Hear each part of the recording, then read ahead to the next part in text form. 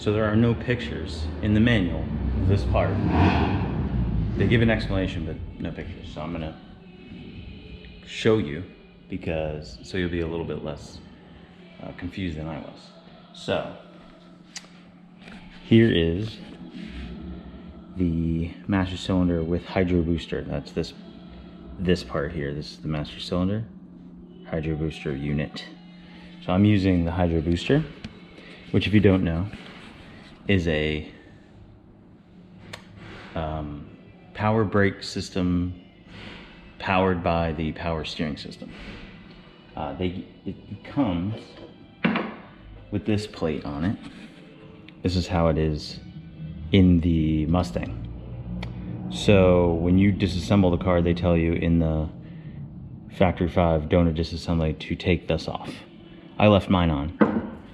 They give you this tool, factory 5 does, and this tool has this end that fits this nut, and then also long enough, as you can see, to fit over this section. So to go into here, you can't use that plate, so they give you this adapter, aluminum adapter. See the little notch there? Just as the same. Little notch there. This fits over that, like so. And then the nut threads on there. And that's how it bolts in there. So that way you're not confused about how that goes. Oh, and then also this plate here fills that in. So that's how it has to go on. Now I think might be a little cutting that has to be done there. I'm not sure, but I will see.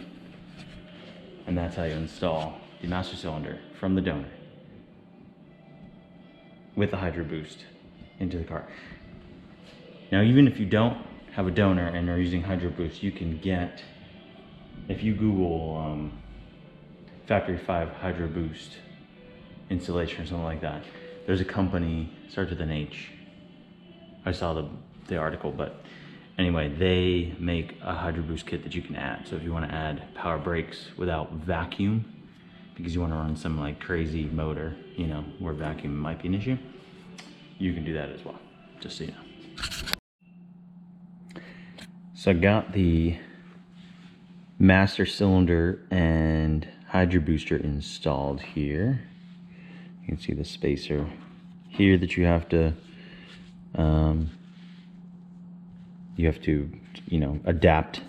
use to adapt the hydro booster to the the wall here. And then there you can see it goes into the brake. Now, I know in the donor car preparation part of the manual, it says to cut 1.5 inches out of the brake pedal and re-weld it, but mine links up with it just fine, so I'm not going to touch that. I'm going to leave that alone. Difficult things were the bolts. These 1-inch bolts they give you to bolt that in are not long enough. They're not even close to being long enough. So 1.5 inch bolt works just fine. 2 inch was too long. 1.25 inch was still too short. So 1.5 inch worked really well. You do have to make sure to put the bolt in the adapter before you secure the nut and secure it onto the hydro booster, or because you can see, because of this space, you won't be able to get the bolt in there. I learned that the hard way. What else? What other little tidbits? Can't think of anything really. I might get a new master cylinder that, these yellowed things look kind of ugly, but it works, so I might also just leave it. But other than that, next steps, I was actually jumping ahead. So next I'm going to install the fuel tank I got a new fuel tank through Summit for 150 bucks. I didn't feel like cleaning up the old one. Didn't want to take a chance of what was in there from a 1996 Mustang, so I bought a new one. I'm gonna reuse the black plastic cover, so that'll be tricky because I have to clean it. Yeah, but I got everything ready to go. I'm gonna clean up the fuel. Here's the straps for the fuel tank. And I'm going to wire brush and possibly paint with some Steelite. So I got some work, a little bit of work. We'll see. It's nice to install new parts, but you know, it is what it is. All right, so I got this. I have a trick over years of refinishing, reconditioning older vehicle parts. Rubber, plastic gets all dried out and cracked, and sometimes like the plastic, or more the plastic than the rubber, but both as well, but mostly the plastic is fine. It's just dried out and it gets that grayish like plastic look to it. And you can buy some stuff on if you go to any auto parts store, you can get some like back to black stuff that Mothers makes and some of the other, you know, detailing product companies. But the problem with their stuff is that it is solvent based. It's not, it doesn't condition it. It just makes it look black. And I think there's a difference. So I found this stuff through this company, AMO NYC. This is it here. Mud tire gel. And the reason why I found this stuff was because the guy who owns this company and makes these products, Larry Casilla, is like a super detailer in New York City. And he was talking about how most tire shines are alcohol based and they will dry the rubber out over time. And it's not good for the rubber. So he came up with his own tire shine that was, I believe he said it was water based. And so I thought, well, what if you use that stuff on, and then I got some, so, and then I used it, and I liked it better than regular tire shine, because it wasn't all ugly, it wasn't all weird shiny. So I thought, well, what if you used it on plastic and stuff like that? So I started using it on plastic. Now this is the fuel tank cover to the, from the donor car, from the 96 Mustang GT, that I'm gonna be using to cover the fuel tank on the Factory 5 Cobra Roadster that's gonna be going in there. And it was gray, horribly gray color. So I used so what I do is I put it on this applicator, which is just like a, you know, a tire shine applicator. And this is it here. You just put it on there and then keep it in there so it stays always kind of a little bit moist. And then you just start putting it on, and it makes it shiny, like good shiny. It kind of reconditions it, and it makes it look almost pretty much new again. And you can keep just, you know, applying it over time. And you know, it's just, if you want to, first I simple greened it. I cleaned it all off, obviously, and then I did that. So make sure you clean it first, then do that. But I think I tried to look, and these covers were back ordered. It was hard to find one. And it was, I don't know, 30, 40 bucks, 50 bucks for a cover, when that stuff I think I bought for 20 bucks, and you can redo stuff like this. You know, and it's not a piece that is critical to function. It's just a cover, and it looks, you know, perfectly fine to me to put on here. So if you're using a donor car to do your thing, some stuff, you know, if you have good pieces that just need to be reconditioned, that's the stuff. You know, another look at it. Ammo, NYC, mud tire gel, that's the stuff. There you go, little trick that I've learned, and I've used it on. One time I was reconditioning a Harley, and it has like the hard line to the rubber brake line, and they were just dried out, and they weren't like dry rotted and breaking apart, but they just, needed some extra, so I put that stuff on it. Makes it nice and conditioned again. So just, little trick if, you come across something like that. There you go. Ah, yes. All right. Fuel tank is installed. That's what I did today. So fuel tank and fuel straps.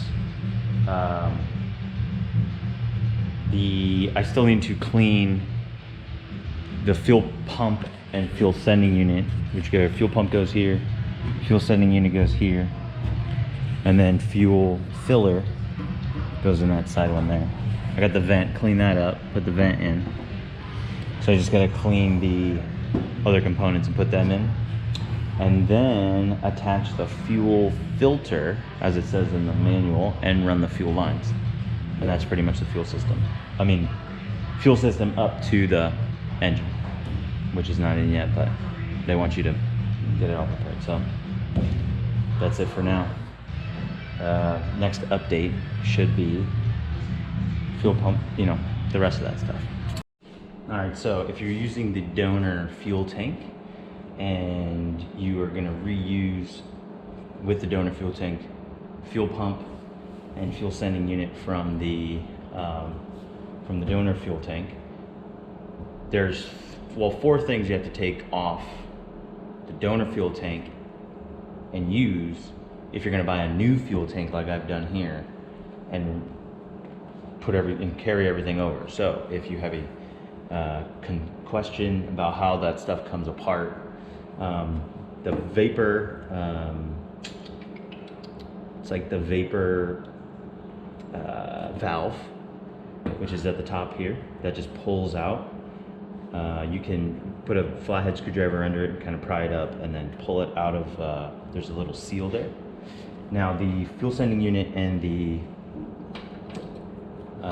fuel pump here, they have, so if this is the old one, there's a little locking ring here, and you tap, you can use a punch and a mallet, or you can use a flathead screwdriver.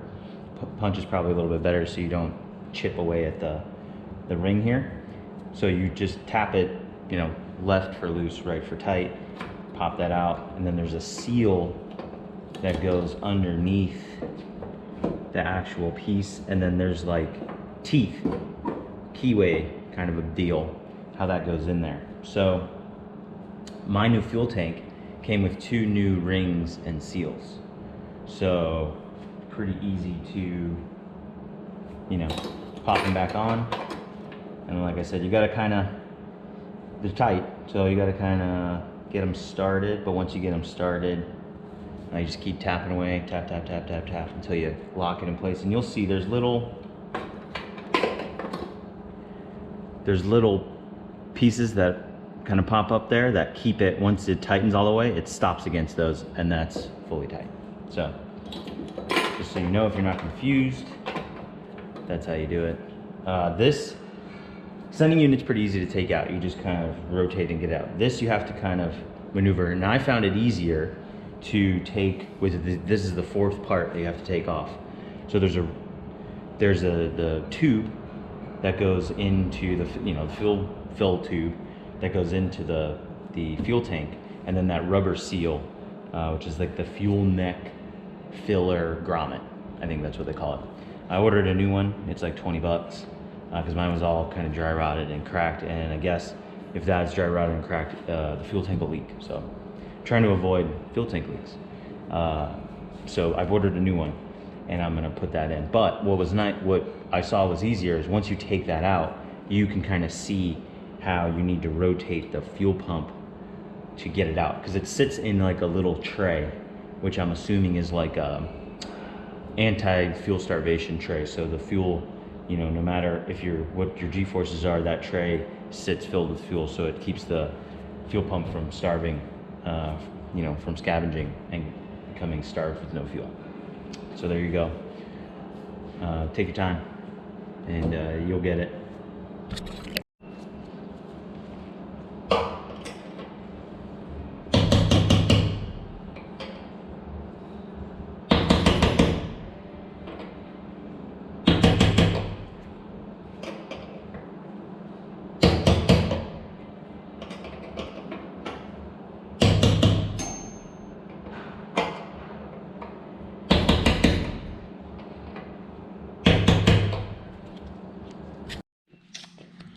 So fuel line routing.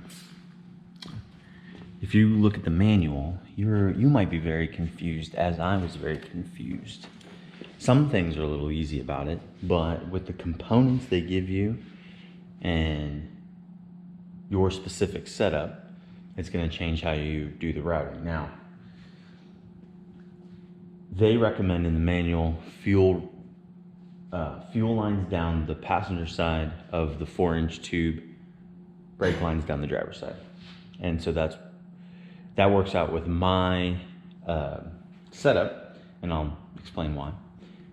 They give you this pack, 14652 there, that's the pack. It comes with a 5/16 fuel line, a 1/4-inch fuel line, fittings for both clamps, and and some other little stuff. But so this is what I did. This is the fuel tank, fuel pump's installed. I took these lines off of the donor. Now, I also found, maybe for later use, they make fittings that clip on here, similar to how these do, and then they have a threaded end so that you can run your own flex line with an AN fitting from here. You could do that. I chose to do this because I'm trying to do this very simple garage way. So I use these. I cut them off at the metal. You can see they're about that long there. I cut them off of the metal. I slipped the 5/16 line over the supply line and the 1/4-inch line, rubber line, over the return line. I ran the 5/16 to the fuel filter. Here's where I mounted my fuel filter. I thought that was the best. In the diagram, they have it turned around, but that is the way that my fuel filter mounts. So, and you can see there's an arrow on it. Oh, I can't, that's too down in there to see. Let's see if I can get up in there. You can see there's the flow arrow there. I don't know if you can see that, but it comes out. Oh, they have the 90 degree over here. So I just reversed them around. I put the 90 degree. Oh, these are the plastic fittings off the stock line. So you cut off the nylon line that they supply, and it has a little barbed end. Put these on there. And then I ran it down. Excuse me, it's tight in here. Ran it down here, and then along under, there's like this little passage in between the frame and the mount for the lower control arm, and then I ran it all the way down, and then it pops out here. This is the supply line. This is the return line. I might try to do a little bit of a clamp to hold those, or I'm going to leave those there for now and see how it goes.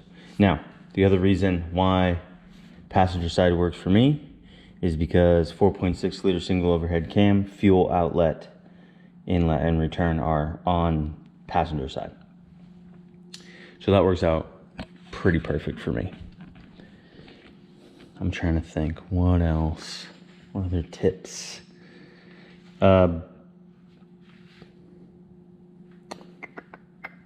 Oh, you can purchase these lines pretty inexpensively on Summit for like $6.99 a piece. So if you do mess one up, as I did, you can get one pretty easily. So, but that's it seemed a little frustrating at first. If I had to I'm going to try this with the brake lines. I'm going to try to clamp the lines to the frame and then figure my bends out. So I'll try to get it all lined up and then figure the bends, instead of like holding it up there trying to figure the bends out. I think that'd be easier. A lot of this stuff, you know, I don't bend lines that often. So, you know, I don't even remember the last time I bent a line. I think it's been a while. But I have a bender, little handheld, which is down there somewhere. So you know, it takes a little bit of, that's why I messed one of the lines up. It takes a little bit of practice, you know, to figure out where to get the, when you mark where you want it, where to get that aligned up, and how, where you get your bend put into the line. So yeah, it takes a little bit, but that's why I say those lines are pretty cheap. So don't be afraid to mess them up. Just get at it. I don't know any other way.